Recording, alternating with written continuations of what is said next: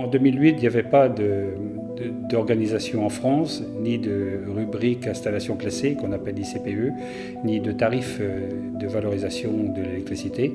Donc l'idée a été de se fédérer entre plusieurs agriculteurs de façon à mieux organiser la filière et se faire entendre auprès des pouvoirs publics. Donc l'AMF a été créée en 2010. C'était l'occasion de se retrouver, de se regrouper pour défendre des intérêts communs et de mutualiser les connaissances. On a repris l'exploitation familiale il y a 7 ans, qui était en grande difficulté financière.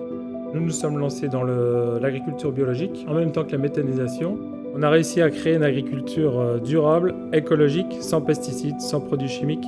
Nous avons réinscrit notre ferme au plus proche du territoire, proche des industries agroalimentaires, des citoyens et aussi des collectivités. Donc depuis le départ, le projet, on l'a mené en famille. Moi, je travaillais à l'extérieur, donc je suis revenue naturellement travailler en 2012. Après un parcours dans une industrie agroalimentaire, je m'occupais de la partie notamment environnementale. Donc pour moi, tout avait un sens de revenir travailler sur l'unité de méthanisation, sachant que la partie environnementale chez nous est vraiment importante, dans le sens où on valorise le digestat sur une région qui est soumise à des contraintes environnementales importantes. Donc on travaille avec beaucoup d'agriculteurs voisins qui nous apportent leurs effluents d'élevage et inversement, ils récupèrent aux périodes d'épandage du digestat. Le site de méthanisation Agriberry Énergie, c'est l'association de 3 familles d'agriculteurs. On valorise environ 30 tonnes par jour de déchets pour produire du biogaz.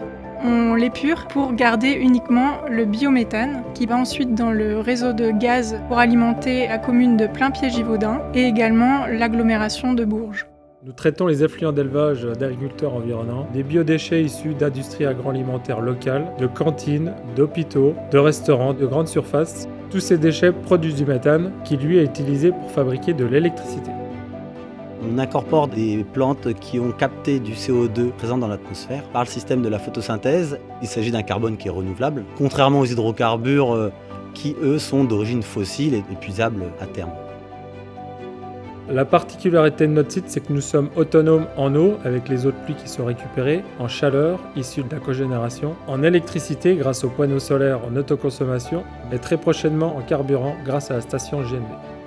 Récemment, s'est développé également le gaz mobilité. C'est un carburant décarboné qui permet de limiter les émissions de CO2 de près de 80%.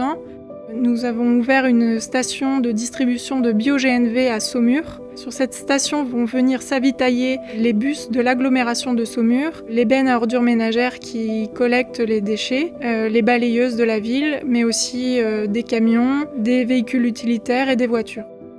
Nous travaillons actuellement sur une alternative à la cogénération et notamment sur la mobilité. On réfléchit à produire un carburant par la liquéfaction du biogaz mis au point par l'école des mines ParisTech. C'est un projet qui a été mené donc, avec mes filles, mon épouse, et naturellement, arrivé en fin de carrière, c'est une transmission que je considère réussie.